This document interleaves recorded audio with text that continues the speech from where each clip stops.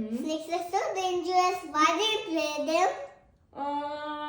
हृदयचा हा प्रश्न ऐकला आणि याचं उत्तर फक्त परंपरा आहे म्हणून असं देऊन भागणार नाही. मग त्याला एक गोष्ट सांगितली. बाळा, एकदा जंगलात ना एक मोठा हत्ती आणि एक छोटासा साप राहत होता. सगळे प्राणी त्या सापाला घाबरायचे. एकदा एका माणसाने साधूंना विचारलं, देवाने सापाला एवढं डेंजरस का बरं बनवलं? साधू म्हणाले, सापाकडे स्वतःचं रक्षण करण्यासाठी दुसरं काहीच नाही. हत्तीसारखे मोठे पाय नाहीत, वाघासारखे तीक्ष्ण पंजे नाहीत. त्याचे विष हे कोणाला मारण्यासाठी नाही, तर स्वतःच्या बचावासाठी निसर्गाने दिलेलं कवच आहे. तो विनाकारण कोणावर हल्ला करत नाही, पण त्याच्या जगात जर जाऊन आपण जर त्याला त्रास दिला तर तो स्वतःचा बचाव करतो. आणि ह्यातून हेच कळतं, प्रत्येक प्राण्याकडे पाहण्याचे दोन दृष्टिकोन असतात, एक भीतीचा आणि दुसरा आदराचा. तसं पाहिलं तर आपल्या पुराण कथेमध्ये नागाचं महत्व खूप छान समजवलं आहे. श्रीकृष्ण आणि कालियाची कथा असो किंवा शेष नागाचं वर्णन असो, प्रत्येक कथेतून काही ना काही शिकवण आपल्याला मिळते. काल असंच आईला फोनवर विचारलं, तुझ्या आठवणी सांग ना ग नागपंचमीच्या.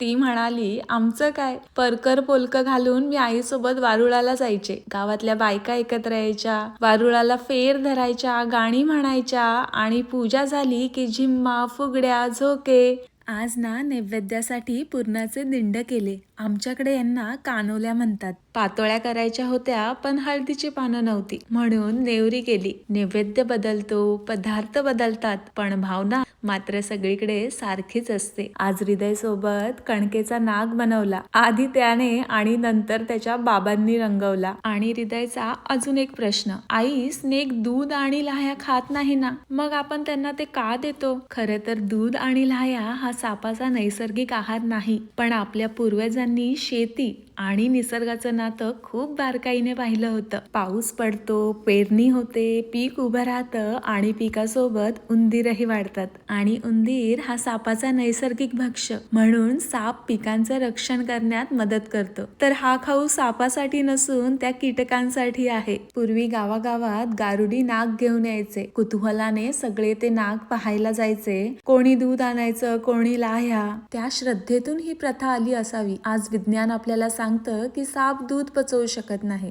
आपण आजही लाह्या आणि पाणी अर्पण करतो. सापाने ते खावं म्हणून नाही, तर आपल्या पूर्वजांनी जपलेली श्रद्धा आणि त्या परंपरेशी जोडलेलं नातं जपण्यासाठी. खरंच परंपरेचा अर्थ समजून घेतला की श्रद्धा अजूनच सुंदर वाटते.